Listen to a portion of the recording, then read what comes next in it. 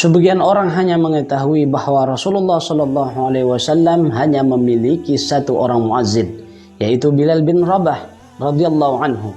Padahal tidak hanya Bilal yang menjadi muazzin Rasulullah Shallallahu Alaihi Wasallam, ada nama lain yaitu Abdullah bin Ummi Maktum radhiyallahu anhu.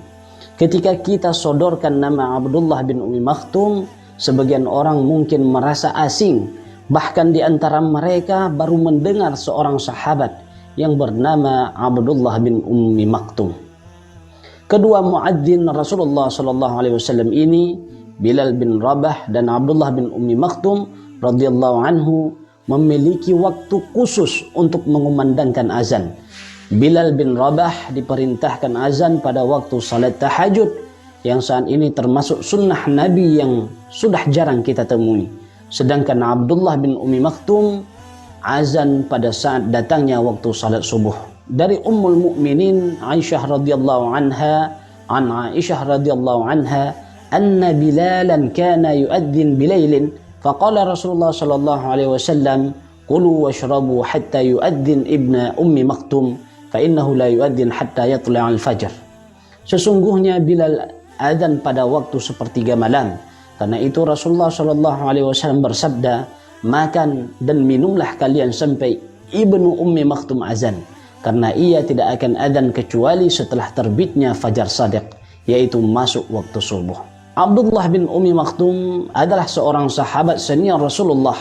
Beliau termasuk di antara as-sabiqun al-awwalun, orang-orang yang pertama memeluk agama Islam. Ada yang mengatakan nama beliau adalah Umar, ada juga yang menyebutnya Amr. Kemudian Rasulullah Shallallahu Alaihi Wasallam menggantinya dengan nama Abdullah. Orang-orang Madinah mengenalnya dengan nama Abdullah, sedangkan orang-orang Irak menyebutnya Amr.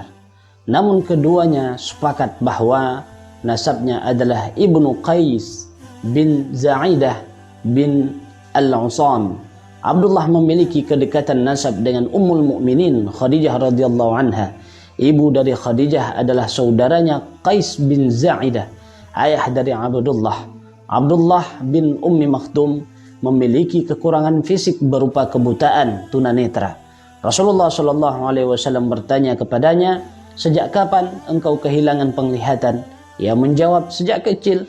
Maka Rasulullah Shallallahu Alaihi Wasallam bersabda, qala Allah tabaraka wa ta'ala, idza ma akhadtu karimata 'abdi lam ajid lahu biha jazaan illa al-jannah.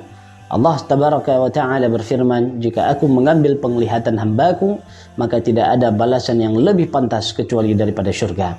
Saat Allah memerintahkan Rasulnya dan kaum muslimin untuk hijrah ke kota Madinah, maka Abdullah bin Ummi Maktum menjadi orang yang pertama-tama menyambut seruan Allah dan Rasulnya tersebut. Walaupun ia memiliki kekurangan fisik, jarak antara Mekah dan Madinah yang jauh, sekitar 490 km, ancaman dari orang-orang Quraisy, belum lagi bahaya dalam perjalanan. Semua itu tidak menghalanginya untuk memenuhi perintah Allah dan Rasulnya. Di antara keistimewaan Abdullah bin Ummi Maktum, selain memiliki keistimewaan sebagai seorang muazzin Rasulullah Shallallahu Alaihi Wasallam, Abdullah bin Ummi Maktum juga merupakan orang kepercayaan Nabi Muhammad Shallallahu Alaihi Wasallam.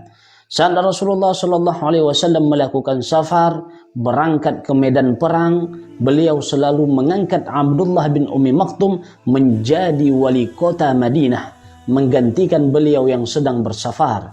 Setidaknya 13 kali baginda Nabi Shallallahu Alaihi Wasallam mengangkatnya sebagai wali kota sementara di kota Madinah. Keistimewaan lain adalah Allah Subhanahu wa Ta'ala menjadikan saksi bahwa Abdullah bin Ummi Maktum adalah seseorang yang sangat mencintai Al-Quran dan sunnah Nabi Muhammad SAW. Rasulullah SAW pernah mendapat teguran dari Allah Subhanahu wa Ta'ala lantaran mengedepankan para pembesar Quraisy daripada Abdullah bin Ummi Maktum. Bukan karena tidak menghormati Abdullah bin Ummi Maktum, akan tetapi beliau Sallallahu Alaihi Wasallam berharap kemaslahatan yang lebih besar dalam pandangan beliau apabila para pembesar Quraisy ini memeluk Islam. Namun ternyata hal itu tidak tepat di sisi Allah, dan Allah langsung meluruskan dan membimbing baginda Nabi Muhammad SAW. Pada masa permulaan dakwah Islam di Mekkah, Rasulullah SAW sering mengadakan dialog dengan para pembesar Quraisy dengan harapan agar mereka mau menerima Islam. Suatu kali beliau bertatap muka dengan Utbah bin Rabi'ah, Syaibah bin Rabi'ah, Amr bin Hisham atau lebih dikenal dengan Abu Jahal, Umayyah bin Khalaf dan Walid bin Mughirah, ayah Khalid bin Walid.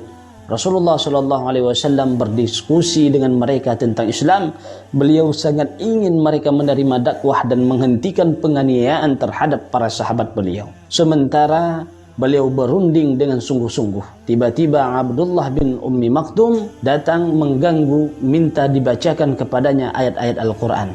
Abdullah mengatakan, "Wahai Rasulullah, ajarkanlah kepadaku ayat-ayat yang telah diajarkan Allah kepada Anda." Rasul yang mulia tidak memperdulikan permintaan Abdullah bin Ummi Maktum. Beliau agak acuh kepada perkataan Abdullah itu. Lalu beliau membelakangi Abdullah dan melanjutkan pembicaraan dengan pembesar-pembesar Quraisy. Rasulullah SAW berharap mudah-mudahan dengan Islamnya mereka, Islam tambah kuat dan dakwah bertambah lancar. Selesai berbicara dengan mereka, Rasulullah SAW bermaksud hendak pulang, tetapi tiba-tiba penglihatan beliau gelap dan kepada beliau terasa sakit seperti kena pukul. Kemudian Allah Subhanahu wa taala mewahyukan firman-Nya kepada beliau, "Abasa wa tawalla an ja'ahu al-a'ma wa ma yudrika la'allahu yazakka aw yadhakkaru fatanfa'ahu dzikra amma man istaghna fa anta lahu tasadda," sampai kepada akhir ayat. Dia Muhammad bermuka masam dan berpaling karena seorang buta datang kepadanya. Tahukah kamu, barangkali ia ingin membersihkan dirinya dari dosa, atau dia ingin mendapatkan pengajaran, lalu pengajaran itu memberi manfaat kepadanya. Adapun orang yang merasa dirinya serba cukup, maka kamu melayaninya, padahal tidak ada celaan atasmu kalau mereka tidak membersihkan diri beriman. Adapun orang-orang yang datang kepadamu dengan bergegas untuk mendapatkan pengajaran, sedangkan ia takut kepada Allah, maka kamu mengabaikannya. Sekali-kali jangan begitu.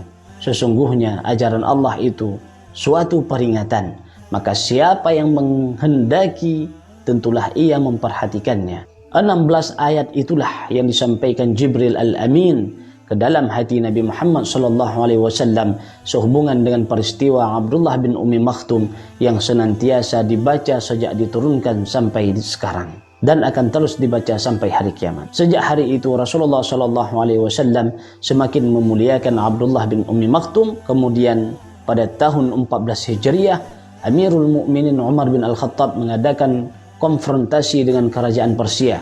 Beliau radhiyallahu anhu menulis surat kepada para gubernurnya dengan mengatakan, jangan ada seorang pun yang ketinggalan dari orang-orang yang memiliki senjata, orang yang mempunyai kuda atau yang berani atau yang berpikiran tajam, melainkan hadapkan semuanya kepadaku segera mungkin.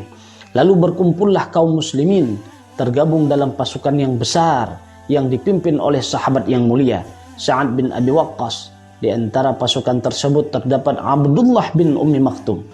Abdullah bin Ummi Maktum masuk ke dalam pasukan perang Qadisiyah dengan mengenakan baju besinya, tampil gagah dan bertugas memegang panji bendera Islam.